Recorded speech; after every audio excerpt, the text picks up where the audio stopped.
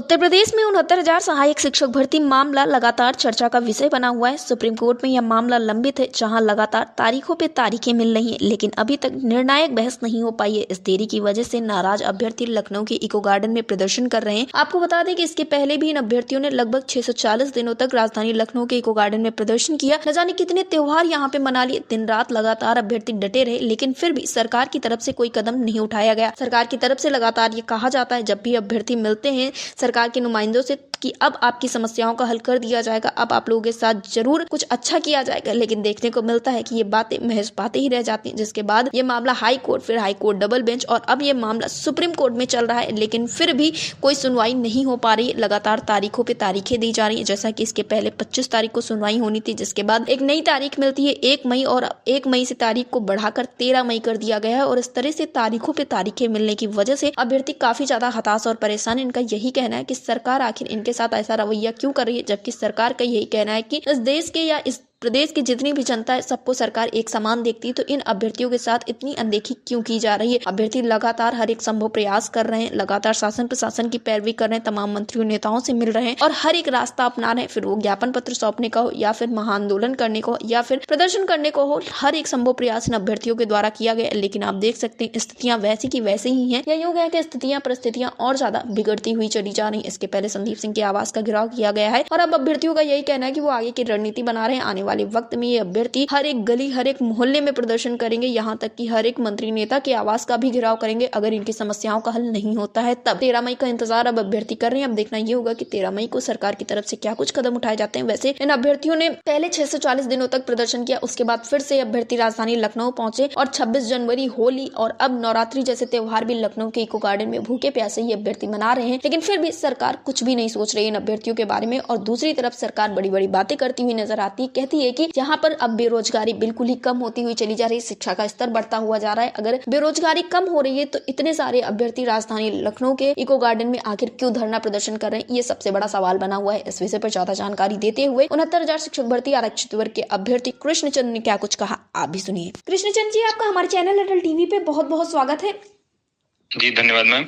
कृष्णचंद जी, जैसा कि देखने को मिल रहा है कि आप लोग लंबे समय से लगातार प्रदर्शन कर रहे हैं, लेकिन सरकार की तरफ से कोई भी सुनवाई नहीं की जा रही है। सुप्रीम कोर्ट में भी मामला लगातार फंसा हुआ है। आप लोगों ने शिक्षा मंत्री संदीप सिंह के आवास का घेराव भी किया सुनवाई के ठीक एक दिन पहले, लेकिन उसके बाद भी देखने को मिला कि सुप्रीम कोर्ट में फिर से वही हाल रहा जो इतनी लंबे वक्त से होता चला रहा था, जो इतनी सुनवाइयों में होता हुआ चला रहा था। तो क्या है मानना है आपका, आखिर क्यों सरकार ऐसा कुछ सब कुछ कर रही है? और दूसरी तरफ संदीप सिंह ने आप लोगों को बिल्कुल आश्वासन दिलाया था कि इस बार सुनवाई जरूर की जाएगी। जी मैम, सबसे पहले आपको बहुत बहुत धन्यवाद, आप हमारी आवाज बन रहे हैं। देखिए, जिस तरीके से हम लोगों की लास्ट में मुलाकात हुई थी संदीप सिंह जी से, जो हमारे बेसिक शिक्षा मंत्री जी हैं, मानी जी ने हमें आश्वासन दिया था हमारे 5 लोगों के डेलीगेशन को कि आप लोग अपने धरने को खत्म कर दीजिए और आप लोग शांतिपूर्वक घर जाइए। हम आपकी मांग को लेकर चिंतित हैं और आने वाली सुनवाई में हमारी तरफ से वकील रहेगा और इस मामले को जल्द निस्तारित करने का प्रयास करेगा। लेकिन हम लोगों को उस मीटिंग में भी इस बात की आशंका भी थी कि मंत्री जी केवल हमें यहाँ पर बस इस समय केवल धरने को समाप्त करने का प्रयास कर रहे हैं और जिस तरीके से अधिकारी उनको जिस तरीके से ब्रीफ करते हैं उसी तरीके से माननीय मंत्री जी का जो है रिएक्शन हमको दिखा। हम लोग वहीं डटे रहे।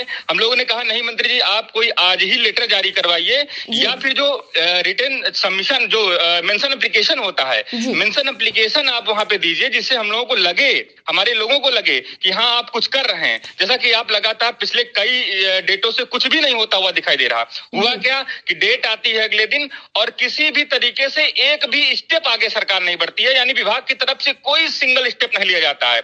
ना तो वहां पे वकील रहता है, ना सुबह मेंशनिंग के लिए हम सोचे कि चलो ठीक है उन्होंने मेंशन एप्लीकेशन नहीं दिया है, चलो ऑनडेक्स कुछ करेंगे, लेकिन ऑनडेक्स भी कुछ भी नहीं हुआ।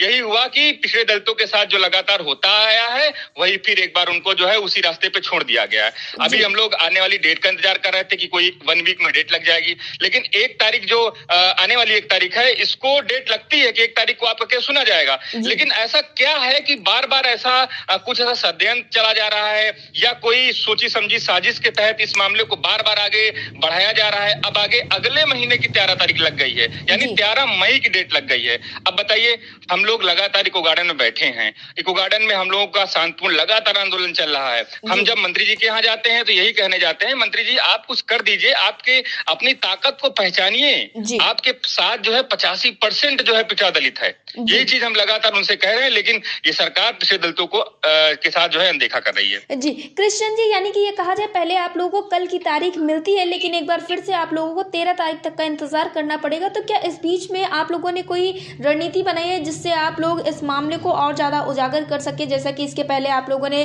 शिक्षा मंत्री संदीप सिंह के आवास का घेराव किया, और उसके पहले की अगर हम बात करें तो आप लोगों ने कई बार अन्य जो मंत्री नेता हैं उनका भी आवास का घेराव किया था, जिसमें केशव प्रसाद मौर्य जैसे लोग भी शामिल हुए थे। तो ऐसा कुछ क्या आप लोगों ने सोच के रखा है? जी मैम, बिल्कुल हम लोगों की रणनीति यही है कि जिस तरीके से ये जो कल की डेट लगी हुई थी और इस डेट को अचानक से फिर से आगे बढ़ा दिया जाता, हालांकि ये न्यायालय के अंदर का प्रक्रिया है, लेकिन फिर भी एक आम जो आदमी है वो भी इस बात को सोचे कि देखिए पिछले 18 बार की सुनवाइयां लगती हैं, उनमें क्या ऐसा कारण होता है कि मामले को टेकअप नहीं किया जाता है। फिर उसके बाद हम लोग लगातार प्रोटेस्ट कर रहे हैं माननीय संदीप सिंह जी के यहाँ, बेसिक शिक्षा मंत्री जी के यहाँ, वो भी इस बात की जो है मतलब अनदेखी कर रहे हैं। और जितने भी प्रदेश में पिछड़े दलित मंत्री हैं जो अपने आप को कहते हैं कि हम प्रदेश के जो पिछड़े दलितों की जो है नुमाइंदगी कर रहे हैं, उनके लिए हम मतलब झंडा बरदार बनते हैं, क्या वो लोग ये चीज नहीं देख रहे हैं? क्या अटल टीवी जगह जगह पे जा रहा है? ये बात नहीं, हमारी बात नहीं पहुंच रही है, सब जगह पहुंच रही है। ऐसा कोई मंत्री नहीं है पिछड़ा दलित का जिसको जानकारी नहीं है, लेकिन सभी जो हैं बस कुल मिला के कहा जाए कि अपना जो है मुखौटे के लिए मंत्री हैं और सरकार में जो है पिछड़े दलितों के साथ अनदेखी करवा रहे हैं। उनकी सह से जो है सब हो रहा है, और ये सब लोग पिछड़े दलित जो लगातार सड़कों पे संघर्ष कर रहे हैं, पूरा प्रदेश देख रहा है। आने वाले समय में उनको जो है इसका खामियाजा भुगतना पड़ेगा। रही बात हम लोगों की तैयारी की, तो हम लोगों की तैयारी यही है कि हम लोग, यदि सरकार नहीं कर रही है तो उसको कितना भगेगी, कितने देर तक वो भगेगी। हम तो अपनी जो कानूनी प्रक्रिया है, हम मेंशन एप्लीकेशन डालेंगे, हम उनको घसीट के लाएंगे कोर्ट में, और उनसे जो है उनको जवाब देना ही पड़ेगा। सरकार अभी जो कर रही है वो सोचती है कि चलो ठीक है, हम इसको लटकाए रहेंगे, साल दर साल इसको लटकाए रहेंगे, एक दिन हार जाएंगे और एक कोई आदेश आएगा और पिछड़े दलितों के साथ जो है पीढ़ी दर पीढ़ी वही आदेश लागू रहेगा। लेकिन हम लोग वो नहीं होने देंगे। हम लोग लगातार कानूनी रूप से लड़ाई लड़ेंगे, साथ ही साथ जो सड़कों पर और पिछड़े दलित जो मंत्री हैं उनके यहाँ भी हम लोगों की योजना है। आने वाले समय में उनके घरों पे जाएंगे, उनके घरों के सामने जो है हम गुहार लगाएंगे कि मंत्री जी अभी समय है, आने वाले चुनाव में आपको ऐसा कोई खामियाजा न भुगतना पड़े, यही पिछड़े दलित आपको सीट से उतार न दे, इसके लिए अभी समय है। आप अपने जो है कर्तव्यों का निर्वहन करिए। पिछड़े दलितों के लिए जो आप बने हैं झंडा बरदार, कम से कम जो है आप यहाँ पर पिछड़े दलितों के लिए न्याय करवाइए, सुप्रीम कोर्ट में वकील पहुंचाइए, और एक सामान्य सी प्रक्रिया है, मेंशन करवाइए, अर्जेंसी लगवाइए, और अर्जेंसी लगवा के इसको हमारे लिए भी अच्छा है, और जो लोग नौकरी कर रहे हैं सामान्य वर्ग के जो अभ्यर्थी बाहर होने की जिनकी आशंका है उनके लिए भी अच्छा है। जी कृष्ण जी, जैसा कि आप लोगों ने इसके पहले भी तमाम बार प्रदर्शन किए और न जाने कितने त्योहार आप लोगों ने राजधानी लखनऊ के इको गार्डन में मना लिए, इसके बाद आप लोगों ने फिर से, जब से ये मामला सुप्रीम कोर्ट में चला उसके बाद भी आप लोगों ने रणनीति बनाई, जिसके बाद देखने को मिला कि 26 जनवरी उसके बाद होली जैसा बड़ा त्योहार आप लोगों ने लखनऊ के इको गार्डन में बनाया, वो भी उपवास रहकर। इसके बाद आज से नवरात्रि भी शुरू हो रही है, आज के दिन भी आप लोग राजधानी लखनऊ के इको गार्डन में ही डटे हुए, तो ऐसे में आप अपने साथियों को क्या कुछ कहना चाहेंगे? नहीं, हम तो अपने साथियों को सलाम करते हैं। उन तमाम जो संघर्ष के साथी हैं वो लोग लगातार डटे हुए हैं, भूखे प्यासे। मैम, दिन का संघर्ष सभी को दिखता है, तमाम मीडिया साथी हमारे आते हैं, तमाम लोग आते हैं, देखते हैं, लेकिन जो रात का संघर्ष होता है, दिन रात हम लोगों ने लगातार 640 दिन को गार्डन में आंदोलन किया है।